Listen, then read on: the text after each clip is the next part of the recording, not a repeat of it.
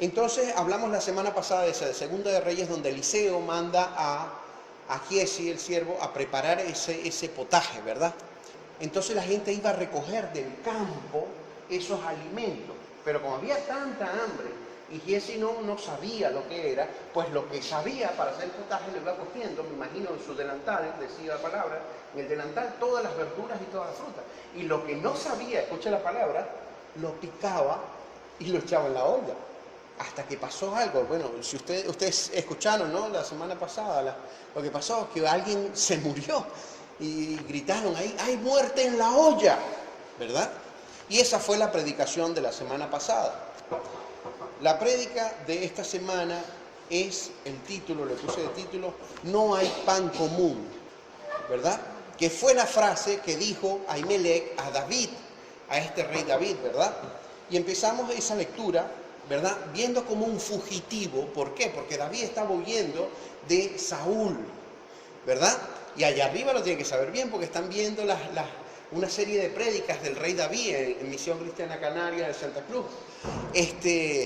David estaba siendo perseguido por Saúl y él llega a esconderse, llega ahí escondido, él era fugitivo y habla con Ahimelech, tengo hambre, dame 5 panes o lo que tengas. Entonces primero, antes de entrar en el tema, veremos qué era lo que hacía o qué era lo que era un sacerdote para ese tiempo. En primer lugar encontramos esa palabra, sacerdote, ¿verdad?, en Génesis 14. Es la primera vez que se utiliza la palabra sacerdote en la Biblia. Cuando Abraham, el amigo de Dios, ¿verdad?, entra en batalla para rescatar ¿a quién? A su sobrino Lot, ¿verdad?, que había sido capturado por el ejército de Elam, ¿verdad? A su regreso fue recibido por Melquisedec, rey de Salem, y sacerdote, ahí se utiliza sacerdote del Dios Altísimo. Y en respuesta, ya sabemos todos la historia, ¿verdad?, en respuesta a esta bendición, Abraham ofrece el diezmo. Años más tarde, Leví, el nieto de Abraham, fue elegido por Dios para ser padre de la tribu sacerdotal. Cuando la ley fue dada en el monte Sinaí, los levitas fueron identificados, eran los que servían en el tabernáculo.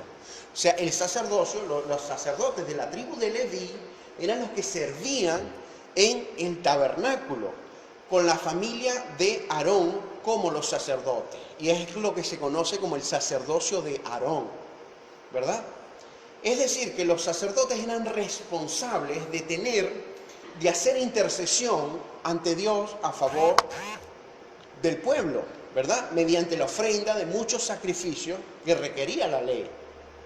Entonces, entre los sacerdotes había uno que se elegía como el sumo sacerdote. Si se recuerdan esa historia, ¿no?, que agarraban y entraban al lugar santo, pero una vez al año, ¿verdad?, se entraba al lugar santísimo y solo podía entrar el sumo sacerdote, que era como decir el jefe de los sacerdotes.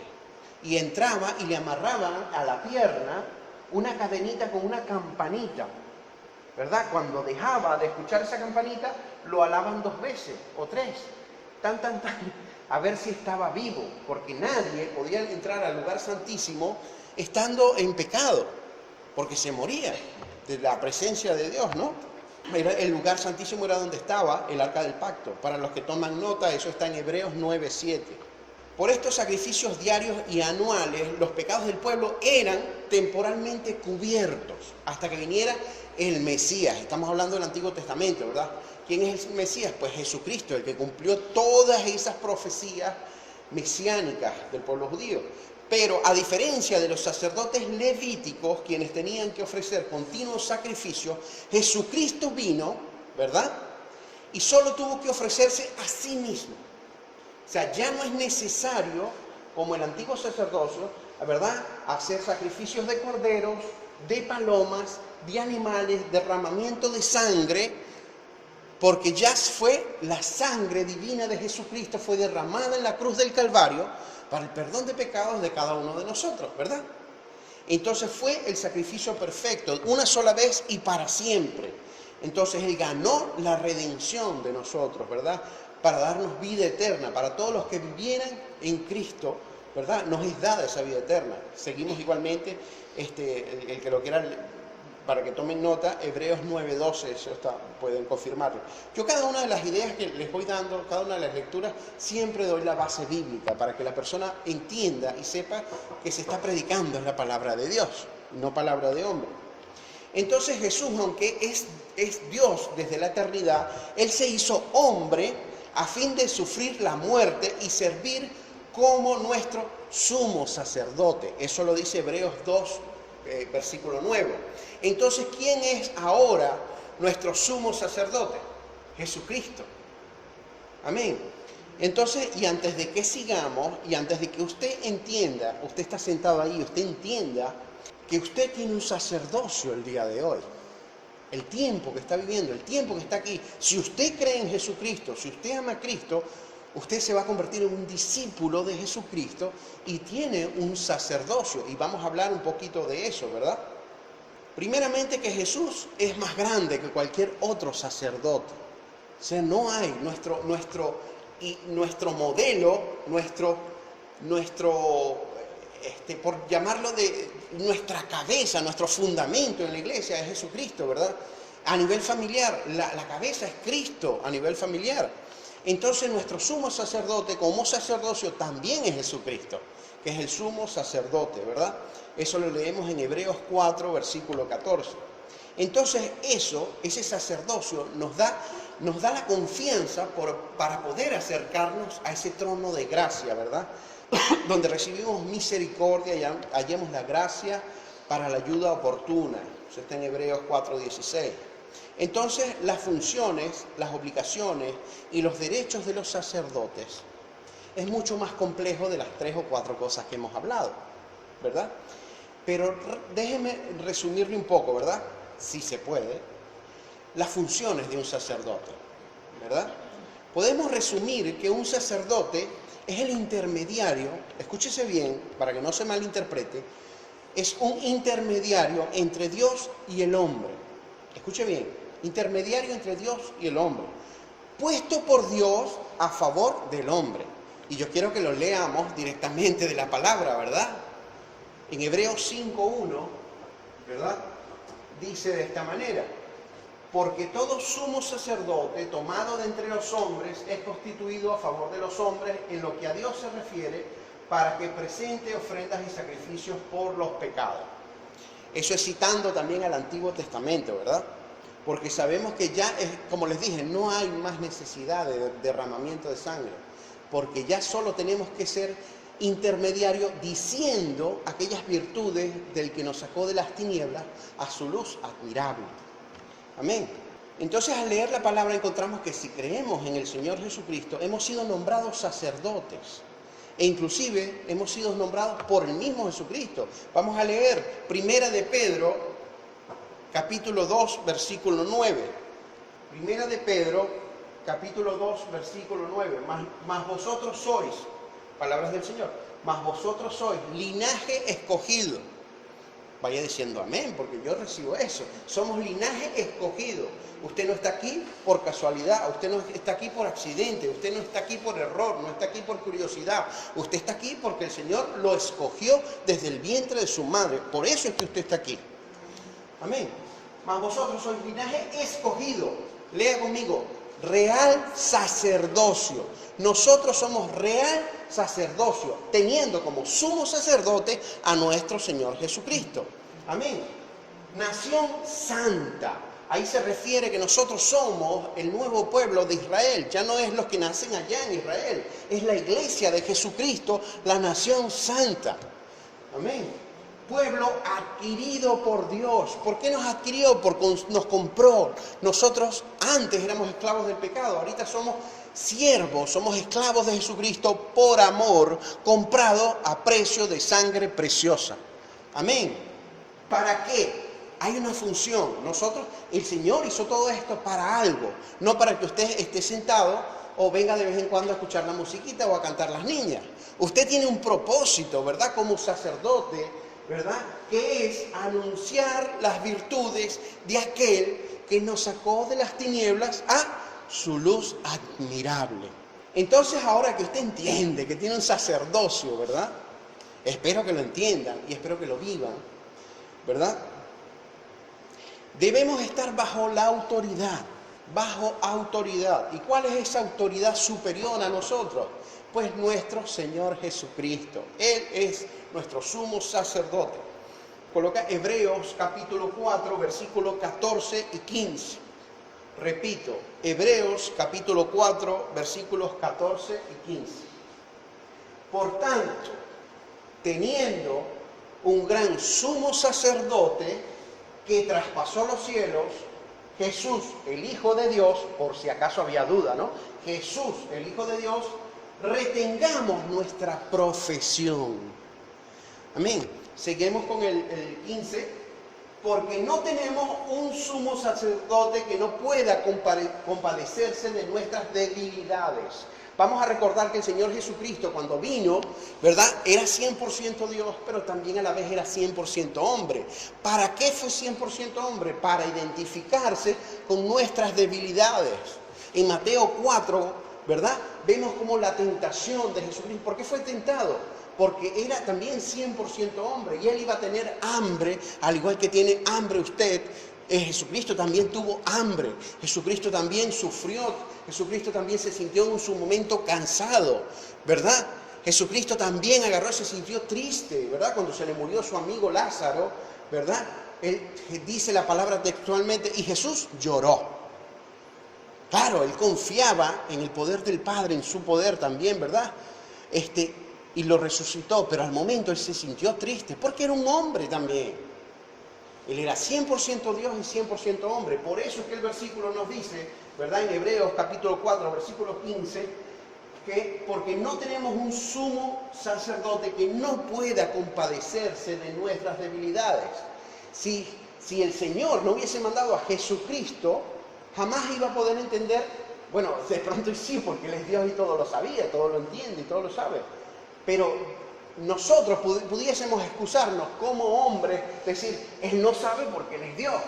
No, Dios mandó a su Hijo, ¿verdad?, como un hombre, con todas las tentaciones, con todas las debilidades de hombre. Por eso es que dice la palabra, el sacerdote que no pueda compadecerse de nuestras debilidades, sino uno que fue tentado en todo, según nuestra semejanza, ¿verdad?, pero sin pecado. Vemos mucha gente que en la Biblia también fue tentada, pero cayeron. Jesucristo fue tentado, ¿verdad?, en todos los aspectos humanos, como puede ser la fama, la gloria, el hambre, el cansancio. En cada uno de los aspectos de la vida del humano, Él fue tentado. Y pasó con 20 puntos. Bueno, aquí se evalúa hasta 10, con 10 puntos, que es lo máximo, ¿verdad? Y si en otros países hasta 100 puntos, porque como ya nos escuchan en internet, ay, para la gloria de Dios. Entonces, ser sacerdote significa llevar encima la responsabilidad por las personas. Viene alguien a la iglesia, ¿verdad? Hermano, ¿cómo estás? ¿Cómo te llamas? ¿Cómo te sientes? ¿Cómo estás? ¿Cómo te ha ido? Una persona que se sienta amada desde el primer momento que llega. ¿Por qué se tiene que sentir amada? Porque si nosotros, dice la palabra, no amamos a nuestro hermano que hemos visto, si yo no amo a una persona que entra, que la veo, ¿cómo voy a amar a Dios que no lo he visto? Así dice la palabra. Entonces, algo que nos tiene que identificar a nosotros o diferenciar del mundo es el amor por las personas. Amén. Yo los veo muy calladitos hoy. Escucha bien. Algo, voy a subir más la voz entonces, si no me escuchan bien. Muy bien. Entonces tenemos que trabajar en cada una de las personas que conocemos, que vienen a la iglesia, que estamos hablando con ellos, ¿verdad?, para ayudarle en sus debilidades. Es parte del sacerdocio.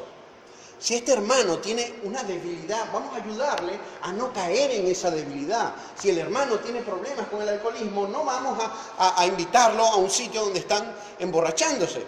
Si el hermano tiene debilidad por ciertas cuestiones, no vamos a ayudarlo. Vamos más bien como sacerdotes a apartarlo de ahí, o tratar de guiarlo, tratar de orientarle, ¿verdad? Mostrarle el camino, interceder por ellos, orientarle, hacer todo lo posible para que esa persona crezca y se desarrolle espiritual Y escuche esto, moralmente también. Porque vivimos en una sociedad donde agarra y quieren, vimos hoy estuve en la iglesia de arriba escuchando al pastor Philip, presidente del Consejo Evangélico de Canarias y nuestro pastor, ¿verdad? Una predicación que comenzó colocando un vídeo.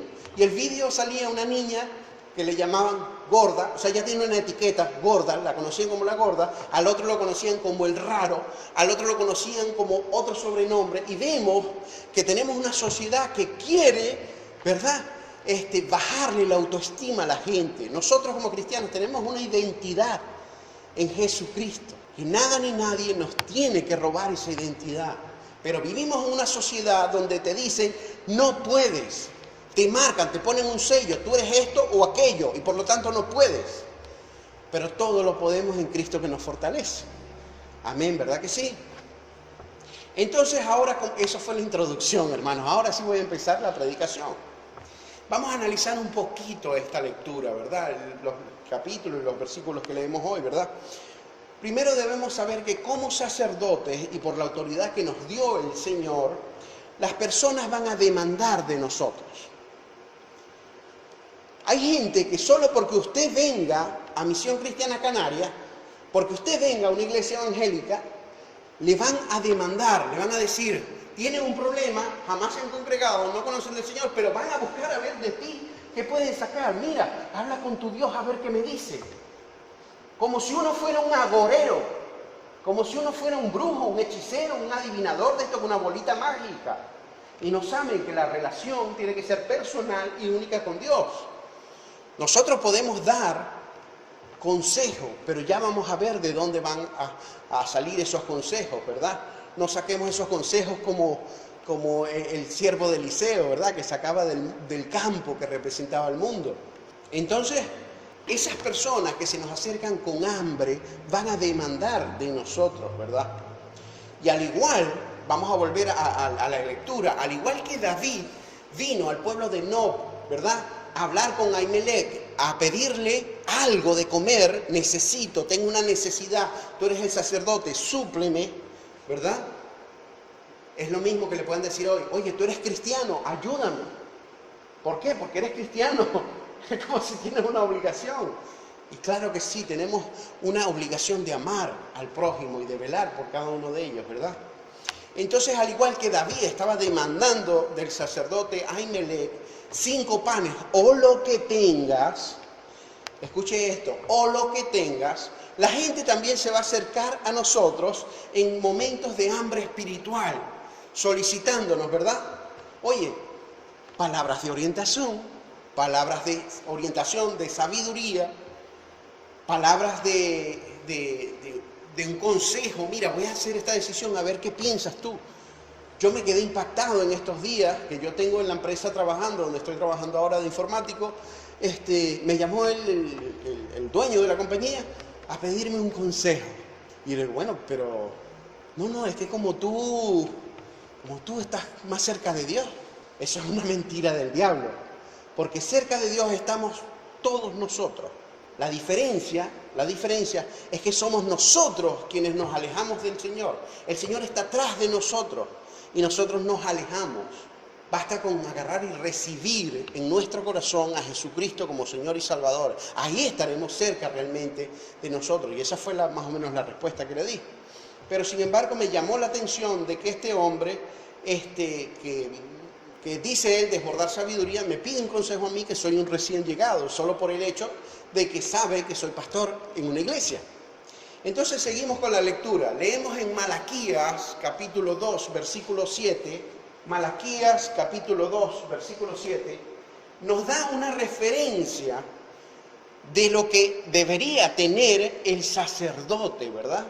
Porque los labios del sacerdote, no se refiere físicamente a los labios, sino a lo que sale de la boca del sacerdote, han de guardar la sabiduría. Y de su boca el pueblo buscará la ley, porque mensajero es de Jehová de los ejércitos. Usted también, todavía el día de hoy, usted es mensajero. Hay un mensaje para el mundo que está afuera, que Cristo les ama. Es así de sencillo. Usted puede conocer a una persona en la calle y simplemente decirle, oye, tengo un mensaje para ti. ¿De quién? De Dios. ¿Qué? Cristo te ama. Y usted no va a estar mintiendo, porque ese es el mensaje total o en resumen de la palabra de Dios. Cristo te ama. Cristo te ama. Amén. Entonces, al llegar David al sacerdote, a Ahimelech, le planteó su necesidad. Le dijo, bueno, tengo hambre. Y pidió una solución. Dame 5 panes o lo que tenga.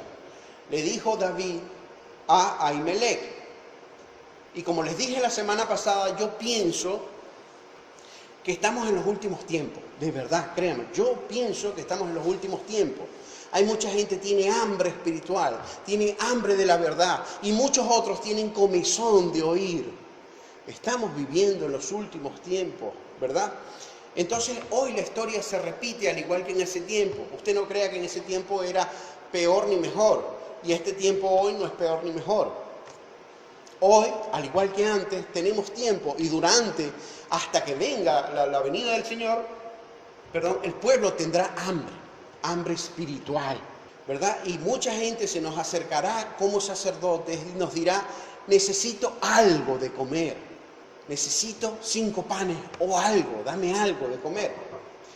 Y entonces cuando usted se le acerquen esas almas, ¿verdad? Con hambre, con sed espiritual, nosotros, usted y yo, ¿verdad? Tenemos responsabilidad de velar por ellos, como le dije, tenemos ese compromiso, esa responsabilidad de velar por aquella persona que tenga hambre espiritual y se acerque a nosotros, ¿verdad?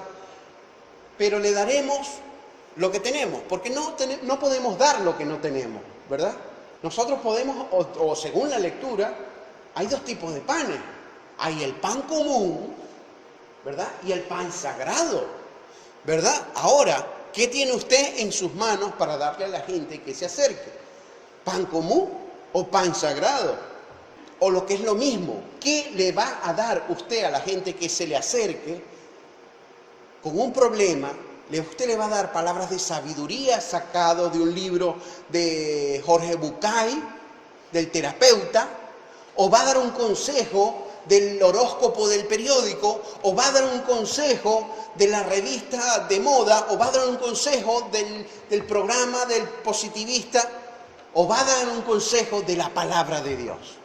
¿De dónde usted va a dar un consejo? ¿De dónde va a comentar algo? Usted puede darle pan común a esa gente, pero déjeme decirle que usted no lo hace nada especial por dar ese pan común, porque pan común lo pudiese dar cualquier vecino, ¿verdad? Cualquier brujo, cualquier agorero, cualquier revista positivista de estas que hay ahora, ¿verdad? Piensa bien y se te dará, actúa bien y haz esto que el otro, siéntete tú bien y los demás no importan, cantidad de cosas que no vienen de la palabra de Dios y cualquiera puede dar ese pan común. ¿Por qué David se acercó a Ahimelech? Porque sabía que él le iba a dar pan sagrado. Seguramente, no lo dice aquí, pero seguramente también quería un apoyo espiritual, quería un consejo. Como al igual se le van a acercar a usted. No importa que usted tenga 3 días en la iglesia, o tenga 3 años o 30 años. Hay gente que se le va a acercar a usted pidiendo pan. Y usted va a dar lo que tiene, porque no puede dar otra cosa. Si usted no se alimenta de la palabra de Dios, si usted no lee la palabra de Dios, si usted no se está congregando, ¿qué va a dar al que se le acerque? Pan común, y no lo va a diferenciar del brujo, del amigo, del ateo, del hechicero o de cualquier otra persona. Dar este tipo de alimento no corresponde con el oficio de sacerdote. Dependiendo de lo que salga de su boca, va a estar lleno su corazón. Y si usted ofrece pan común, no estará ejerciendo el oficio del sacerdocio. Y hay sacerdotes que hacen de sus vivencias personales, ¿verdad?, algo sagrado. Y alimentan a la gente con eso, con sus experiencias personales, espirituales. Pero déjeme decirle el día de hoy que todo lo que no provenga de Dios es pan común. Todo lo que no proceda de la palabra de Dios es pan común. ¿Qué pasa con el pan común? ¿Verdad? Que nos puede alimentar momentáneamente, nos puede entretener, nos puede gustar, pero también ese pan nos puede enfermar. Y también ese pan nos puede matar, nos puede hacer morir espiritualmente, estoy hablando. Nos podemos morir espiritualmente por comer pan común. La palabra del sacerdote Ahimelech que le dijo a David fueron rotundas. No tengo pan común. No tengo pan común, le dijo el sacerdote.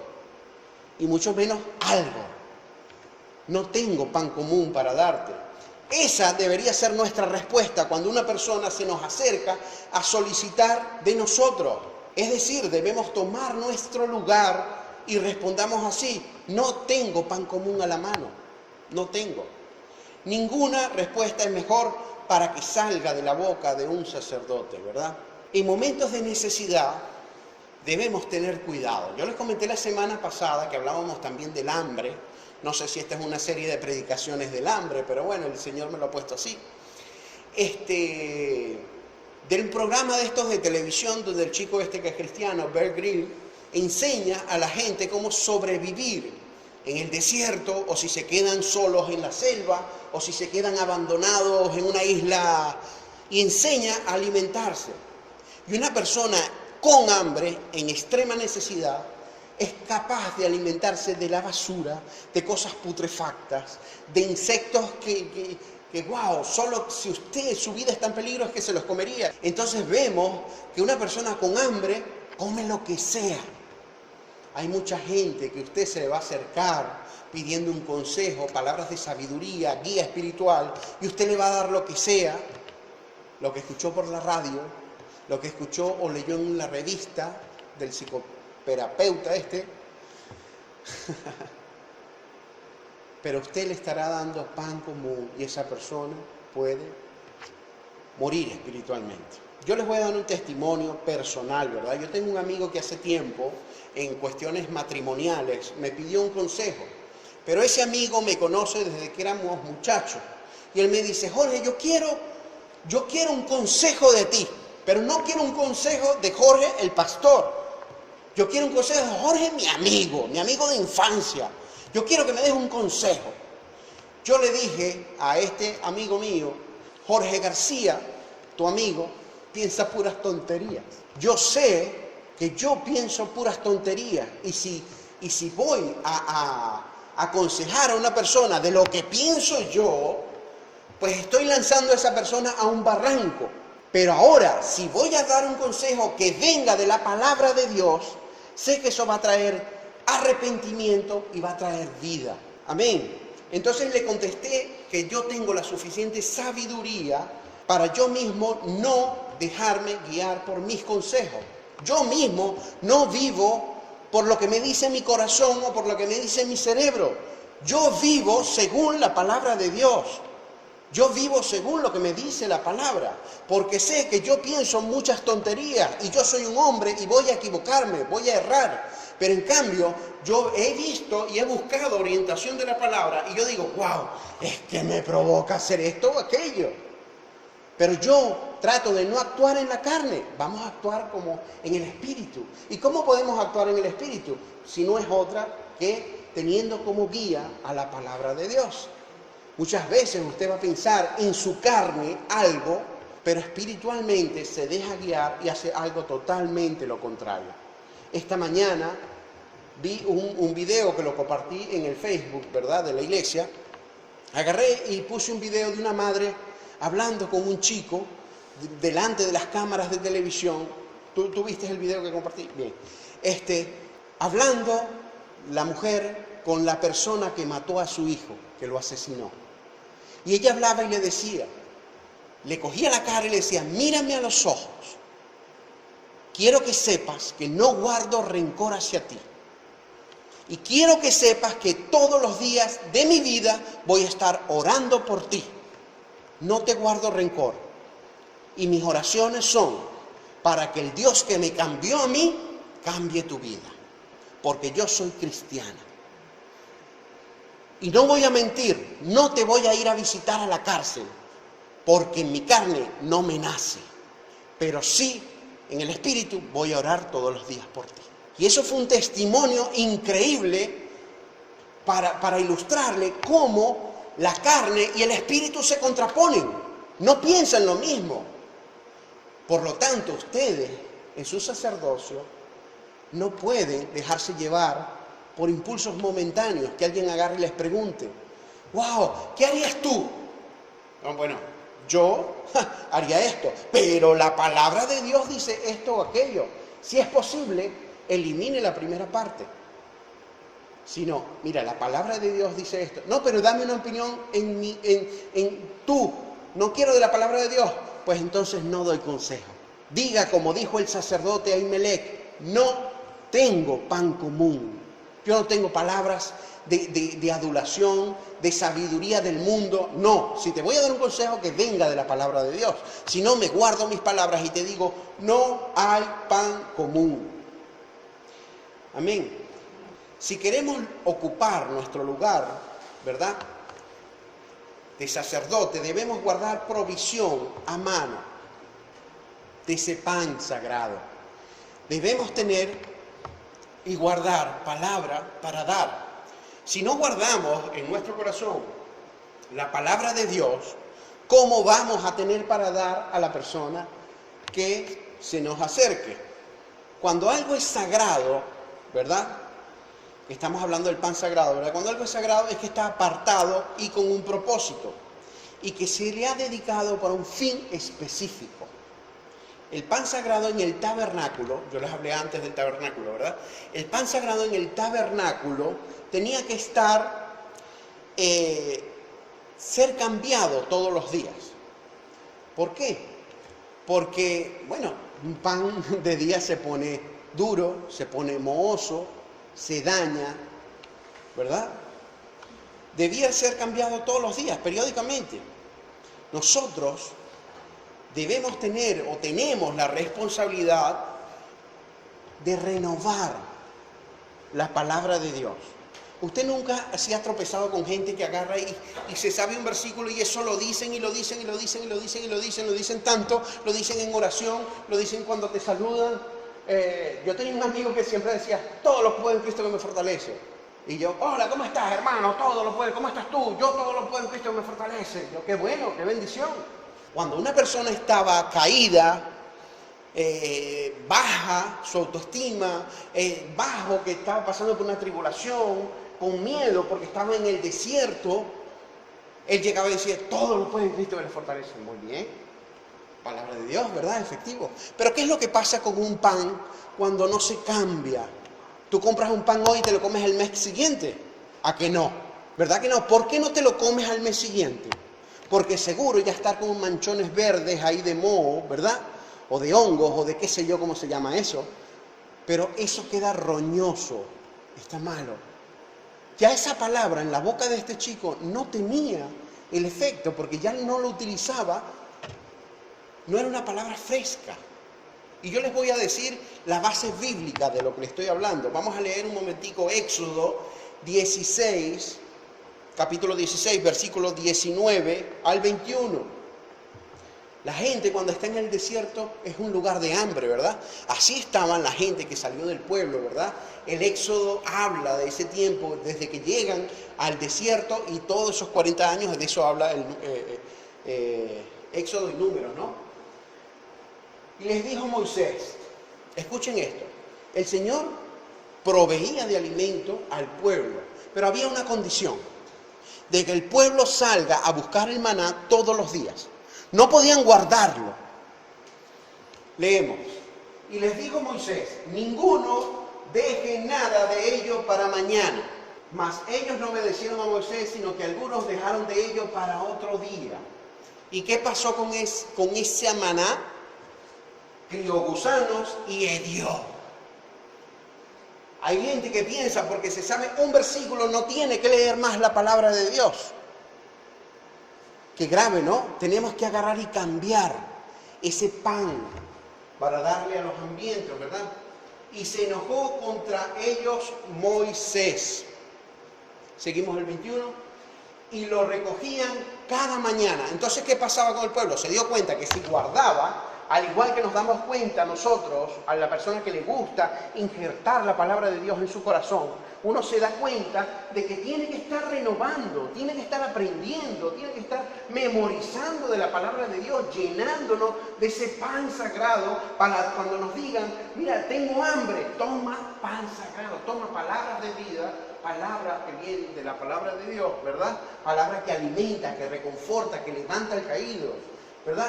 Y lo recogían cada mañana, cada uno, según lo que había de comer. Y luego que el sol calentaba, se derretía. Amén. Entonces en ese tiempo no había pan para todos, pero Dios mismo saciaba el hambre del pueblo enviándoles el maná del cielo. Y la única cláusula que había era que había que salir todos los días a buscarlo. El Señor te dice el día de hoy, lee la palabra de Dios todos los días. El Salmo 1 dice, si medita, y muchas partes del Antiguo Testamento también, ¿verdad? Que debemos meditar la palabra de Dios de día y de noche. ¿Para qué? Eso no dice para qué, pero yo se lo pongo. ¿Para qué? Para ser como ese árbol plantado junto a corrientes de agua que da su fruto a su tiempo y su hoja no cae. Y todo lo que hagas prosperará. Tenemos que saborear, deleitarnos, llenarnos de gozo. Yo le hablaba en estos días con una hermana y le decía, a mí antes me costaba mucho, lo reconozco, me costaba mucho leer la palabra de Dios. Y entonces, ¿qué fue lo que hice? Agarré, porque yo agarraba, me empezaba a leer y me dormía. Entonces, ¿qué hice? Pues empecé a leerla antes de acostarme, empecé a leerla al levantarme, empecé a leerla al mediodía, empecé a leerla a toda hora. Y el Señor puso en mi corazón un hambre y sed de la palabra de Dios, que cuando yo no leo la palabra, de verdad que me siento que me falta algo, me siento desarmado, me siento como sin provisión, que se me acerca alguien y uno dice, wow, ¿usted no se ha sentido mal cuando no tiene un eurito para un café? ¿O soy yo el único? Que viene un hermano acá y dice, bueno, wow, no tengo ni para invitarle un café al hermano. Así me siento yo cuando no leo la palabra de Dios. Digo, wow, no tengo palabra de fresca para darle. Déjame darle un recalentado aquí. No, yo digo, tengo que tener pan sagrado para esas personas que se me acercan. Y más cuando el Señor ha puesto y derramado gracia y por misericordia de Dios nos ha elegido para predicar su palabra. Usted también tiene un sacerdocio. Usted también tiene que alimentarse de la palabra de Dios. Eso va a cambiar su vida. Y lo mejor es que va a cambiar la vida de muchos.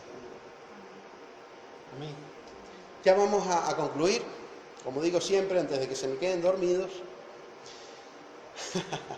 Para ejercer el verdadero sacerdocio, siempre debemos buscar que la palabra de Dios sea pan fresco en nuestros labios. Como leímos, la gente va a demandar eso de nosotros. Cuando la gente se entere de que usted viene o vino y seguirá viniendo, declaro en fe, a la iglesia, y no les digo estas 4 paredes, que los vamos a anunciar ahora, nos vamos a mudar para el Médano, le digo a mis hermanitas allá y mi hermana. Nos mudamos para un localcito en el Médano porque en el Médano no hay iglesia. Entonces vamos a abrir una iglesia allá en el pueblo, ¿no? En el Médano, para la honra y gloria de nuestro Señor Jesucristo. Entonces tenemos que alimentar a esas personas que se nos acercan, reconfortar su alma, por medio de la palabra de Dios y su Espíritu Santo. Nosotros no hacemos nada, simplemente somos portadores, ¿verdad? Nosotros recibimos, como dijo el Señor, ¿verdad?, ese real sacerdocio, con un fin. Usted tiene que anunciar, usted está elegido para anunciar las virtudes de aquel que nos sacó de las tinieblas a su luz admirable. Amén. Debemos darle alimento a este pueblo, de verdad, a esos perdidos en el mundo, a encontrar el camino, la verdad y la vida, a encontrar su rumbo. Juan 14:6 nos dice que eso es Jesucristo, es el camino, la verdad y la vida. Y nadie va al Padre sino a través de Él. Queridos hermanos, que Dios les guarde y les bendiga, que tengan una semana de bendición. y nos vamos a poner de pie para orar.